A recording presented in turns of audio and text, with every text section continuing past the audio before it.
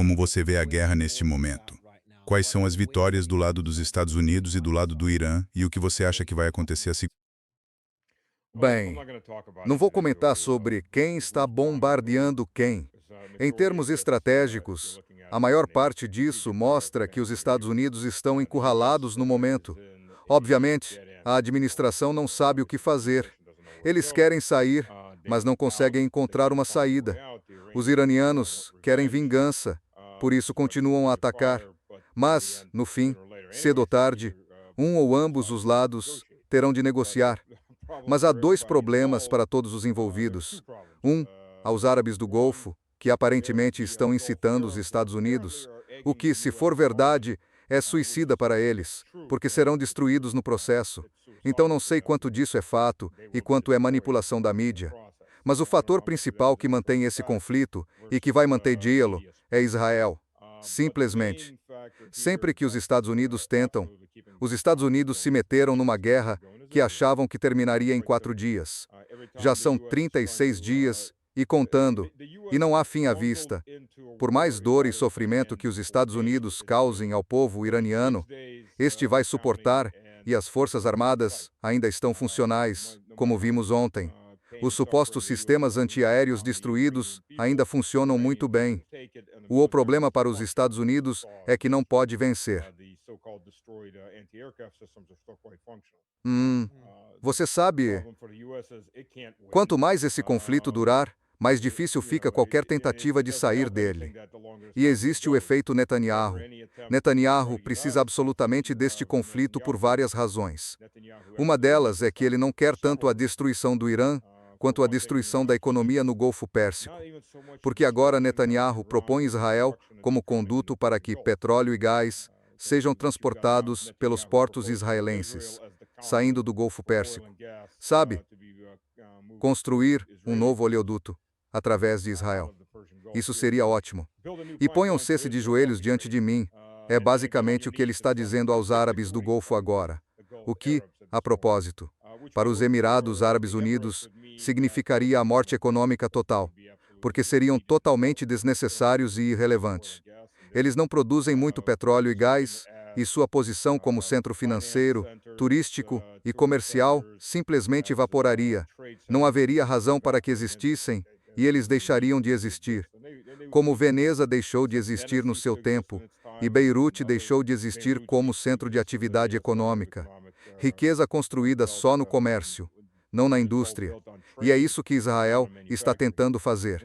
E para isso, Israel continua a cometer abusos de direitos humanos cada vez maiores, ou como mais podemos dizer, crimes de guerra contra o Irã, sempre que surge algo que pareça uma possível negociação. Nem estou falando de negociações propriamente ditas. Qualquer tentativa de negociação, na minha opinião, claro, os israelenses, bem, até agora não estão por enquanto tentando matar americanos ou negociar. Em vez disso, atacam os iranianos, tentando usar abusos de direitos humanos que impeçam os iranianos de dialogar com os Estados Unidos. E, até agora, têm sido relativamente bem-sucedidos. Então, para onde vai esta guerra? Bem, espero que o lado dos Estados Unidos não seja louco o suficiente para mandar tropas para o terreno, mas pode ser que enfrentemos isso. E a purga de mais de uma dezena de generais nos últimos 3 dias tende a indicar que sim, talvez eles realmente. Quando o chefe do Estado-Maior do Exército é demitido, e ele parece ter sido uma das pessoas que se opunha às ordens de Hexa de mandar tropas para uma missão suicida, isso não augura um futuro promissor. Tem muita coisa aí. Vamos falar das capacidades militares do exército iraniano. Por que não falamos disso há um tempo? Então há muito a cobrir. Capacidades militares iranianas. No começo houve relatos de que a maioria dos mísseis lançados, provavelmente quando falamos pela primeira vez sobre esta guerra, foram destruídos. Agora, segundo o último relatório de ontem, apenas 50% dos mísseis foram destruídos, e não os 80 a 90% que se dizia antes. Por que essa discrepância? Há várias teorias. Uma delas é que os Estados Unidos não fazem ideia. As informações de inteligência eram falsas, e é bem comum que a inteligência seja revista, primeiro. Segundo, Isso foi vazado intencionalmente para justificar uma operação terrestre. É como se agora eles pudessem alegar: muita coisa está subterrânea. Não conseguimos destruí-las. Precisamos de tropas terrestres para atingir nosso objetivo. E essa inteligência pode ser parte do quebra-cabeça para sustentar esse argumento. E a terceira seria simplesmente que o Irã foi capaz de enganar as inteligências dos Estados Unidos e de Israel e realizar muito mais lançamentos de mísseis do que essas agências sabiam, em vez de só ter informações erradas sobre o que foi destruído ou não. Qual sua conclusão desses novos números que saíram? Bem, antes de tudo, sejamos realistas quanto a isso. Nunca se pode confiar totalmente em informações vindas da aviação, porque mesmo em alvos que dizem ter acertado, e isso não vale só para os americanos. Isso é verdade para a maior parte da aviação. Você viu isso no conflito entre Rússia e Ucrânia. Ambos os lados afirmam ter feito ataques, mas depois se vê que o equipamento pode não ter sido destruído. Está apenas danificado. Não há tantos combatentes mortos quanto dizem, porque é uma estimativa. Sabe, você lança um míssil, a última coisa que vê é ele acertar.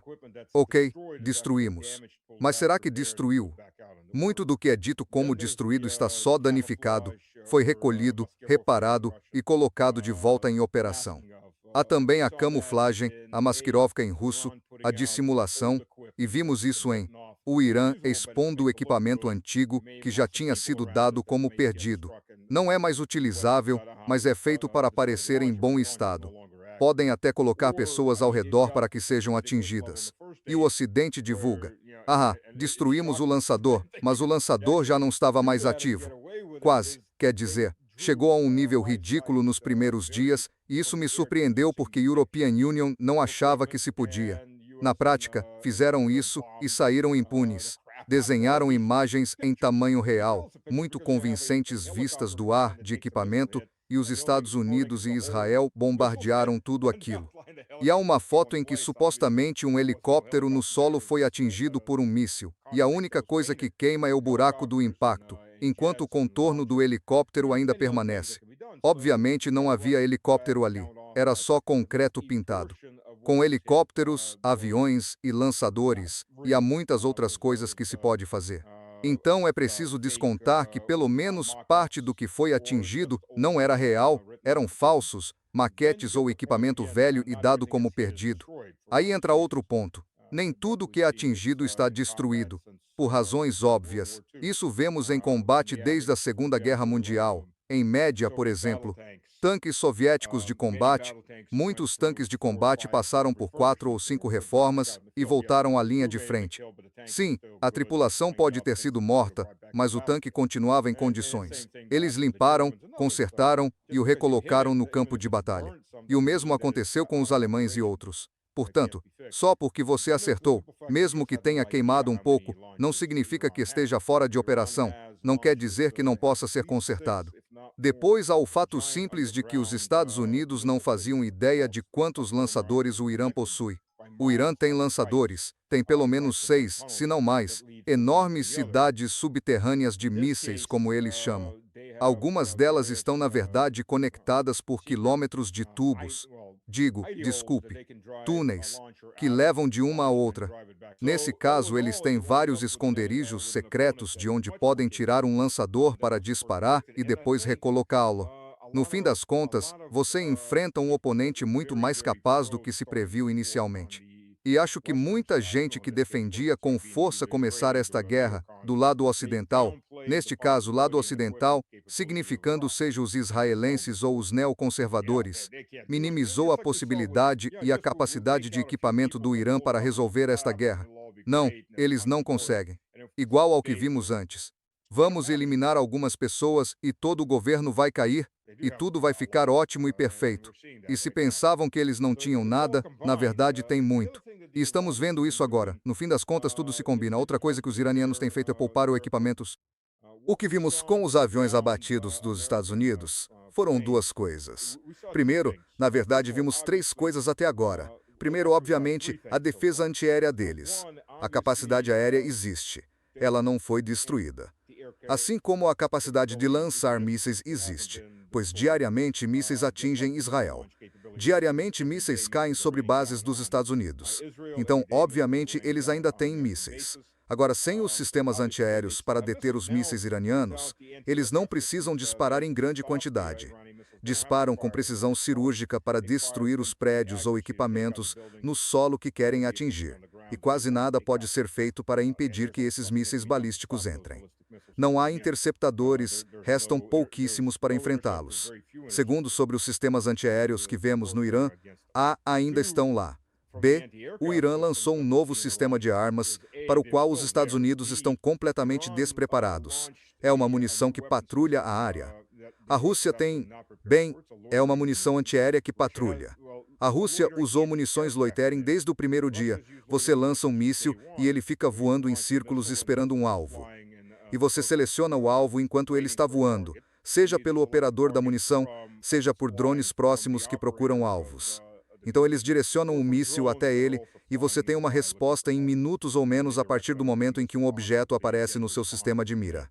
Neste caso, o Irã tem munições antiaéreas que patrulham a área. Isso é um avanço. Até agora ninguém mais tem isso, pelo menos não vimos ninguém com isso.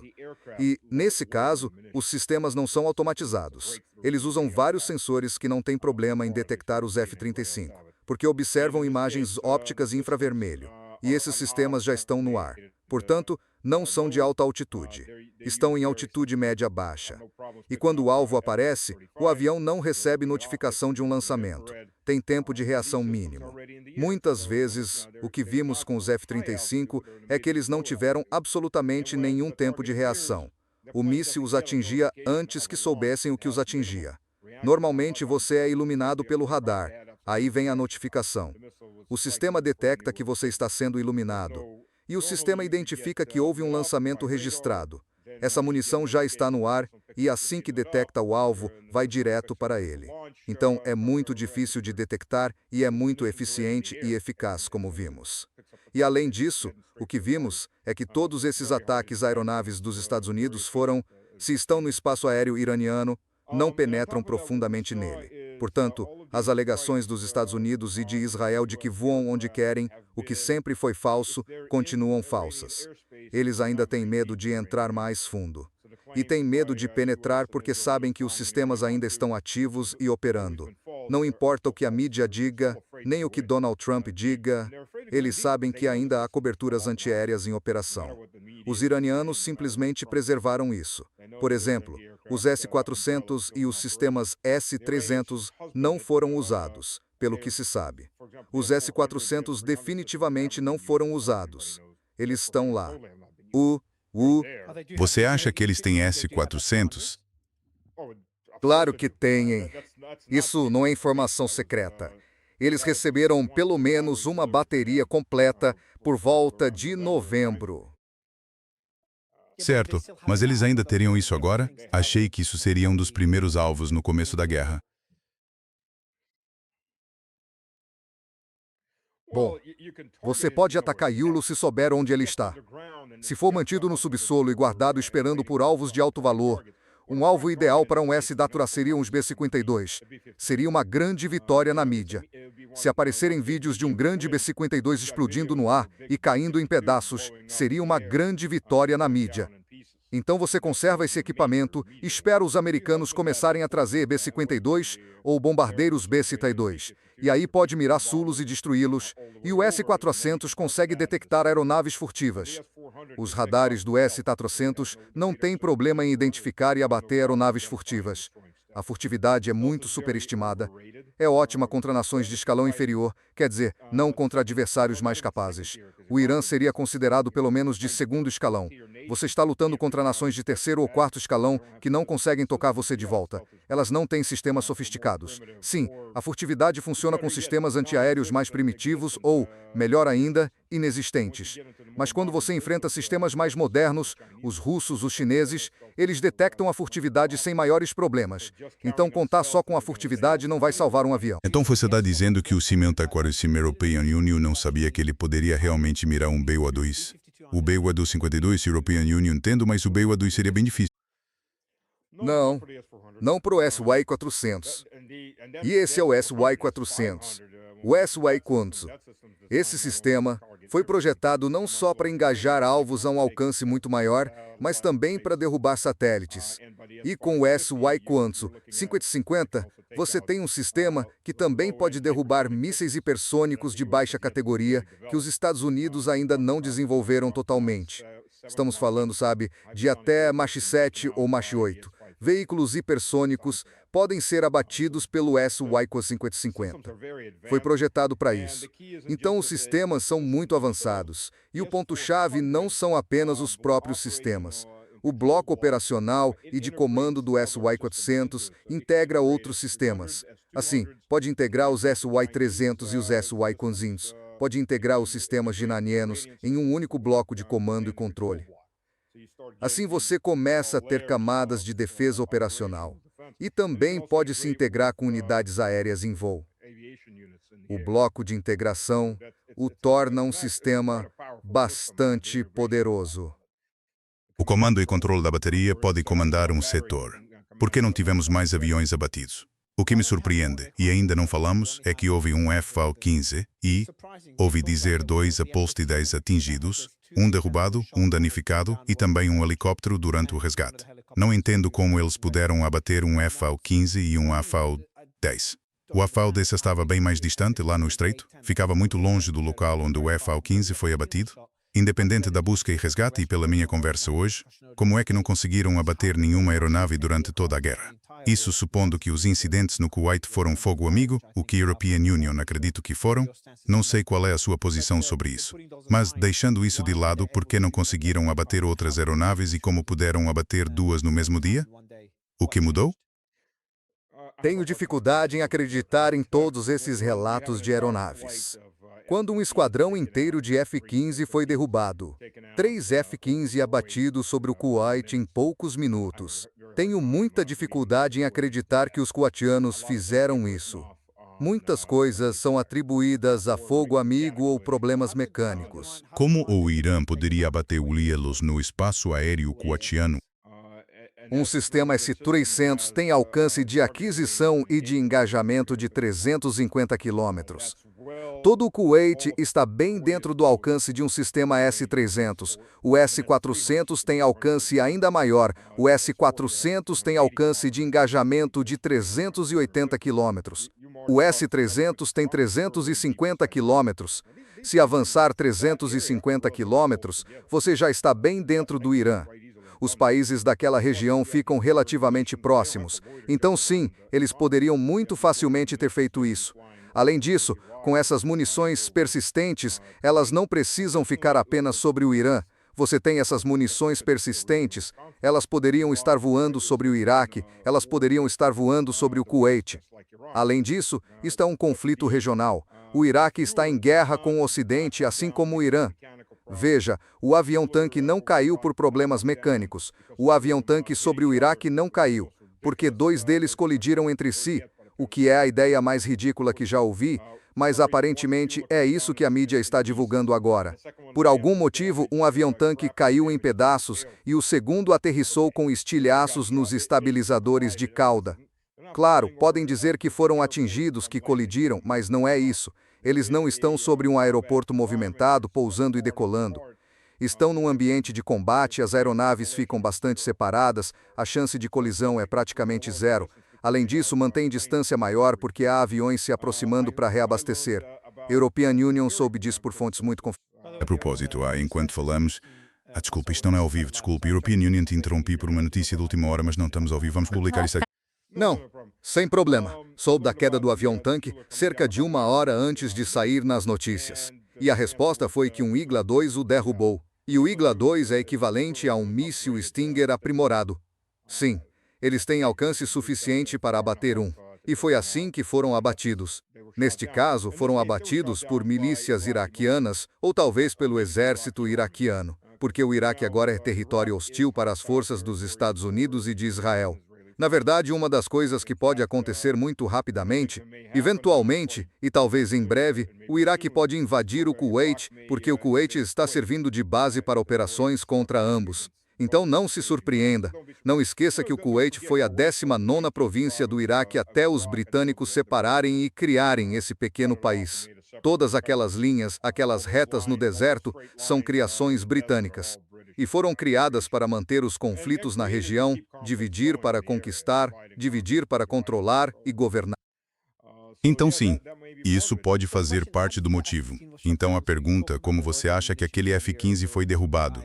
Você falou sobre as munições persistentes antes. Tive outro especialista no programa que falou sobre um míssil infravermelho com busca por calor que o F-15 não consegue rastrear. O F-15 tem 2 pilotos. Sabemos que um foi resgatado. O outro ainda não foi capturado nem resgatado. O que você acha de todas as informações que temos sobre essa derrubada? Quão significativa é? E qual a importância se o piloto for capturado pelo Irã? Bem, novamente, é a munição com busca por calor, ou seja, a munição persistente. Também poderia ter sido abatido por um sistema antiaéreo local. Foi naval? Acho que sim, foi o sistema naval iraniano. Também pode ter sido abatido por O Bavar, acho que é isso que... o Bavar. Desculpa. O Bavar. Isso mesmo. Então pode ter sido um desses sistemas. O helicóptero, o Black Hawk, provavelmente foi danificado ou derrubado por fogo de armas pequenas, porque estava soltando fumaça. E há muitos vídeos dos moradores locais atirando nele. Todo mundo tinha um... Por onde passava, pelos vales, todos filmavam-se atirando com tudo que tinha. Você está falando do helicóptero ou do... Sim, dos helicópteros Black Hawk, dos Black Hawk. Sim, isso foi na missão de resgate.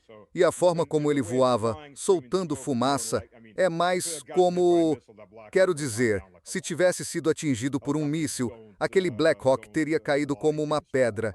Helicópteros não planam, eles simplesmente caem do céu na hora. Eles não conseguem realmente fazer autorrotação. Podem girar enquanto caem, mas basicamente vão despencar verticalmente. E como voava soltando fumaça, é mais provável que tenha sido danificado por fogo de armas pequenas, vindo dos locais.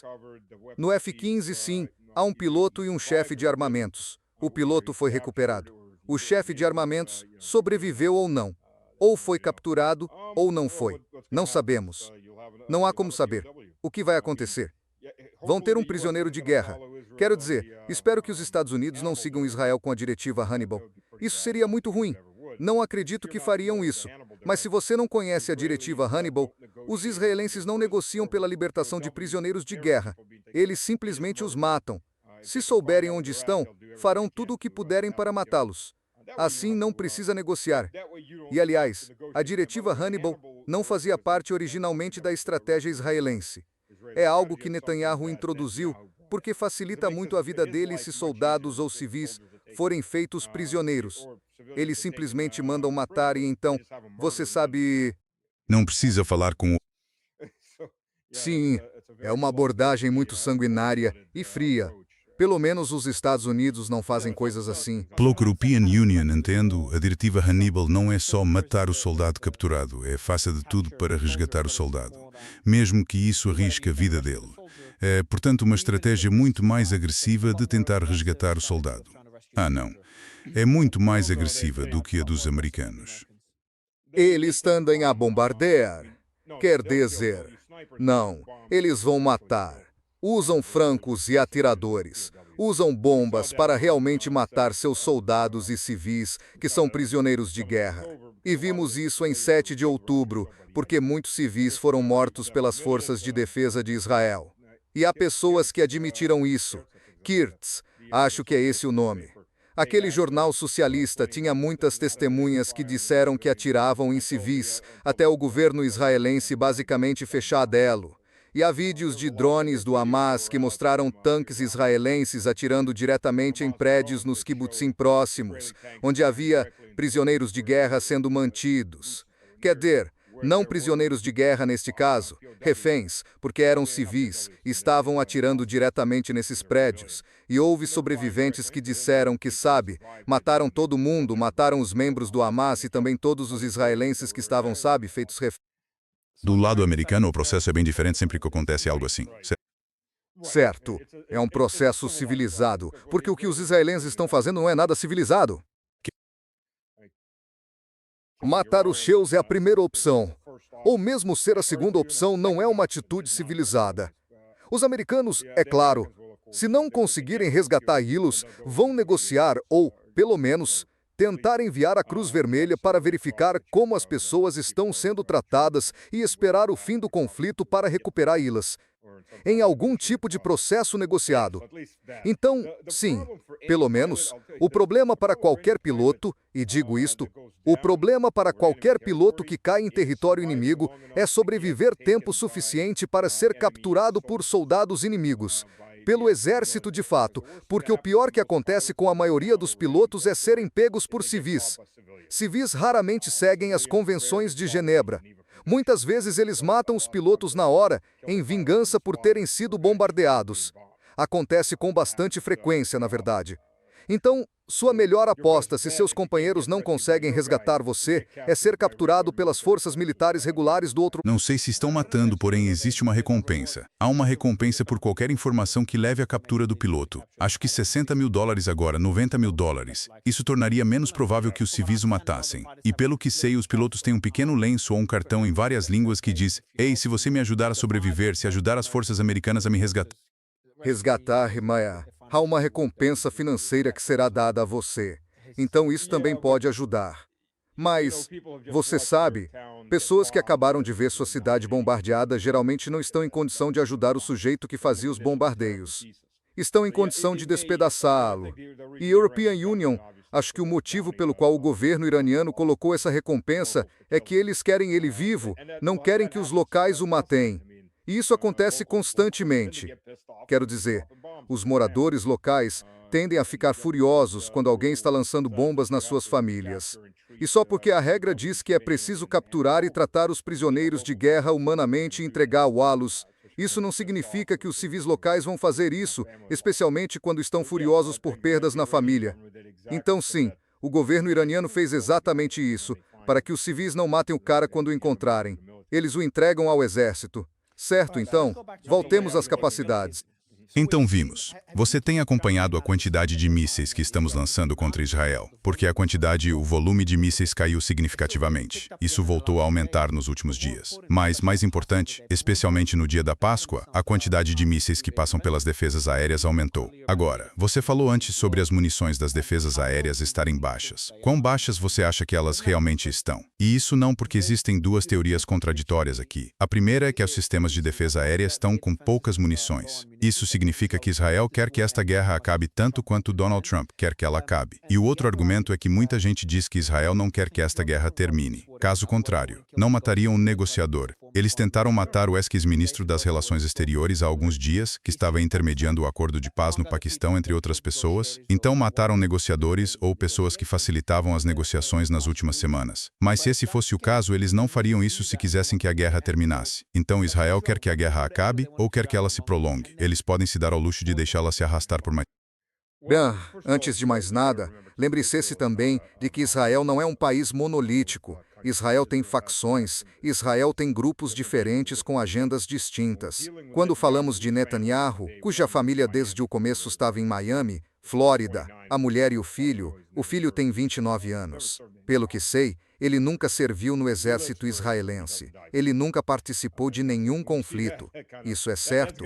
Ele vive por Israel. Ele não morre por Israel. Quando você vê isso, deve ser desmoralizante ouvir que o filho do seu presidente não vai arriscar a própria vida, enquanto você precisa arriscar a sua por essas ordens.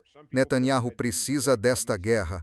Algumas pessoas acham que ele tem um impulso messiânico porque um rabino lhe disse que ele seria quem entregaria a bandeira de Israel ao Messias. Outros dizem que ele só United States a religião quando convém, porque na verdade ele é totalmente irreligioso. Ele é simplesmente um louco sedento por poder. E a terceira parte é que foram abertas grandes investigações criminais contra ele. Há acusações massivas de corrupção contra ele e contra a esposa dele. No momento em que esta guerra ou os conflitos terminarem, é bem provável que ele vá para a cadeia. E acho que isso é o que mais o assusta, ouvir a cela se fechar atrás dele. Bem, mas duvido que o presidente o perdoe neste momento. Ou seja, como primeiro-ministro, ele fica fora da prisão, por isso ele tenta mudar o sistema judicial, o que já provocou grandes protestos em Israel antes de tudo isso começar. Aliás, já surgiram muitas testemunhas dizendo que nós fomos ordenados a não agir em 7 de outubro. Houve até mensagens gravadas vindas do comando. Alguém teve a presença de espírito de gravar as transmissões de rádio que diziam: não sabemos por quê, mas fomos ordenados a ficar inativos, não se aproximem das posições defensivas. Pode soar como teoria da conspiração, mas está cada vez mais claro que o governo israelense sabia que isso ia acontecer e permitiu que acontecesse, porque isso lhes dava o posicionamento político e moral, pelo menos dentro da sociedade israelense, para fazer o que estão fazendo agora, cometer genocídio contra seus vizinhos, e isso acalmou e acabou com muitos desses protestos. E em situação de emergência, eles também podem reprimir esses protestos. Vimos a polícia israelense espancando brutalmente manifestantes israelenses. Não falo de palestinos, mas de manifestantes israelenses, judeus israelenses mesmo. Então existe essa postura. Para Netanyahu, esta guerra é uma dádiva, mantém-no fora da prisão e no poder. E Ben-Gvir, que é um psicopata, está bem satisfeito com isso. Também há elementos de oposição crescente contra a guerra. É só cerca de 20% da população até agora, mas está crescendo, e o número de protestos está aumentando. De fato, as pessoas estão saindo em massa de Israel. Há vídeos do posto de fronteira com o Egito, filas enormes de pessoas esperando para atravessar a pé para o Egito, israelenses. Nos aeroportos, os aviões estão voando com menos de metade dos assentos ocupados, e isso é alegado como medida de segurança. A realidade é impedir que as pessoas fujam em massa, e então a última mobilização completa que tiveram foi de... Desculpe, as aeronaves civis estão saindo de Israel com metade dos assentos ocupados. Isso é uma política? Isso é uma política. Isso é realmente uma política. Eles alegam que é por razões de segurança. Mas, na verdade, fazem isso porque a população está fugindo. Não esqueça, mais da metade dos israelenses tem um segundo passaporte. Eles têm dupla cidadania. Bastantes deles, provavelmente a maioria, têm com os Estados Unidos ou com o Reino Unido. Então, sim, de repente lembram, tenho outro passaporte, vamos para casa. Especialmente os colonos. Sabe, a maioria está voltando. Muitos desses colonos vêm, principalmente dos Estados Unidos. Eles simplesmente pegam um avião e vão embora, pelo menos até o conflito acabar. Então esse é um dos fatores. Do lado israelense também há muita coisa. Por exemplo, os militares estão em pânico. Dos 300 mil convocados, apenas 200 mil se apresentaram. Um terço se recusou a se apresentar ou já foi embora. Então, quando disseram, vamos convocar mais 450 mil, primeiro, Israel não é elástico. Não dá para esticar Israel para sempre. Tem uma população relativamente pequena. A população pré-guerra era de cerca de 9 milhões. Calcule que cerca da metade são crianças menores de idade. Então restam cerca de 4 a 4 milhões e meio de adultos. Considere que pelo menos 1 milhão desses é velho demais para lutar. Então agora sobrariam cerca de 3 milhões que podem possivelmente lutar. E, aliás, são também os principais trabalhadores da economia. E você está tirando entre 700 e 800 mil dessas pessoas, basicamente um quarto da força de trabalho. Economicamente, você está arruinando o país na hora. Há muitos problemas. Então, do ponto de vista militar... Acho que eles querem que a guerra acabe. Desculpa, continue. Sim, do lado militar, eles querem que a guerra acabe. O lado militar percebeu que está em uma luta que não pode vencer. E o Irã, de novo, aí começam a dizer, não achávamos que eles tinham tantos mísseis. Não sei por que tão surpresos. O Irã disse que tinha tantos mísseis e faria o que fez. Acho que o problema é que esses políticos ocidentais estão tão acostumados a mentir. Quando alguém lhes diz a verdade, eles não acreditam porque mentem o tempo todo ou blefam. Isso é apenas outra palavra para mentir. E quando os iranianos disseram, não estamos blefando, faremos o que dissermos, e fizeram exatamente o que disseram, todo mundo ficou chocado, porque, meu Deus, alguém disse a verdade. Como é que vamos lidar com isso? Essa é a situação que temos diante de nós. Sim, European Union, acho que, fora o Netanyahu, Ben-Gurion e esses outros, a maioria do governo israelense quer paz. Não estou dizendo que de repente eles amem o Irã ou os árabes. Eles provavelmente ainda gostariam de exterminá-los, se pudessem, mas perceberam que deram um passo maior do que podiam. Estão sufocados pela situação e querem sair desse conflito. Agora, o governo israelense permitirá que eles saiam desse conflito, como aconteceu com os Estados Unidos? Não sei. No momento, Os Estados Unidos teriam que encontrar um jeito de controlar Netanyahu e as pessoas ao redor dele, porque eles são os que atrapalham. Os israelenses agora são os que atrapalham, e a menos que decidam que haverá paz, estão fazendo tudo o que podem para garantir que não haja paz. Nem sequer vão começar negociações. E para eles, repito, Israel tenta deslocar todo o comércio fora do Oriente Médio, ou pelo menos afastá-lo dos países árabes do Golfo, e trazer Tuarlo para si. Esse é o caminho mais curto. Basta construir gasodutos. Claro, gasodutos desse tipo, mesmo que decidam construir meslos, levam 3, 4, 5 anos de construção.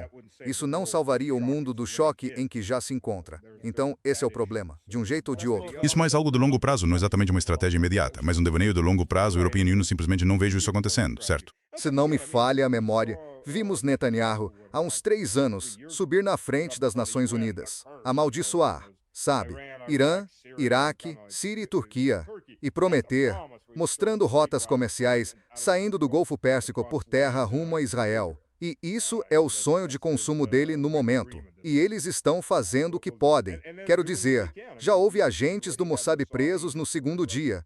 Eles foram presos na Arábia Saudita e no Catar, tentando explodir infraestruturas para fazer parecer que o Irã atacou. Sério? Sim, saiu nas notícias. Foi no segundo dia. Eles tentavam explodir infraestrutura da Aramco.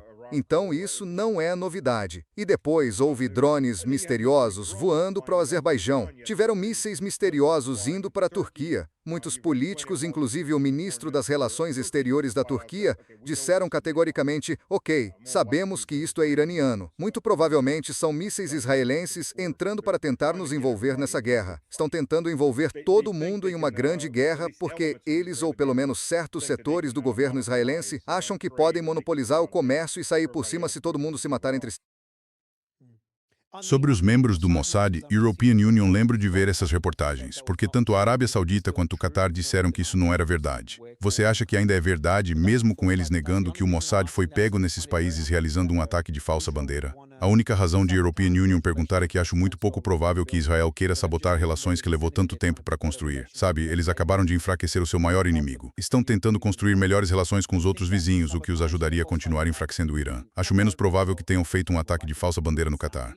European Union, acho que o Catar é mais provável, mas fazê-lo na Arábia Saudita ou nos Emirados Árabes Unidos vai ser relativamente... Acho que os israelenses sentem cheiro de sangue na água e vão para o abate. Eles pegam todo mundo. Olha, não esqueçamos do rio ao mar, que ninguém mais esconde. Esse é o grande objetivo. Eles exibem as insígnias, sentem o cheiro. O ministro das Finanças contou a um jornalista, lá no começo, há cerca de 1 ano e meio, tudo sobre do rio ao mar é todo nosso, porque Deus disse a Abraão que seus descendentes o teriam. Curiosamente, aliás, os palestinos e os árabes dessas áreas também são descendentes de Abraão. Então, de quem são os verdadeiros descendentes de Abraão vira uma questão se a gente olhar assim. Mas eles consideram do rio ao mar. Meca e Medina estão dentro desse território que eles planejam tomar. Diretamente, Smoot disse, tipo, vamos limpar Meca e Medina, basicamente aniquilar a população muçulmana de lá. European Union entendia assim. Então, para envolver os sauditas numa guerra, por que não, se isso os enfraquece? Fazer com que todo mundo se elimine, e então você pode monopolizar o comércio e talvez até o território. Se você olhar com frieza, por exemplo, os britânicos na Primeira e na Segunda Guerra Mundial, especialmente na Primeira, quando se aliaram à Rússia Imperial, o objetivo deles não era só destruir o Império Alemão. O objetivo deles era destruir o Império Alemão e o Império Russo e enfraquecer todo mundo no continente. Então os israelenses agirem basicamente da mesma forma, até contra seus próprios aliados. Não é novidade. Seria, na verdade, surpreendente se não tentassem algo assim. Stanislav, agradeço muito o seu tempo, como sempre, cara. Muito obrigado por ter feito isso dar certo. Apesar dos problemas técnicos, é bom ter você de volta no programa, sim. Obrigado.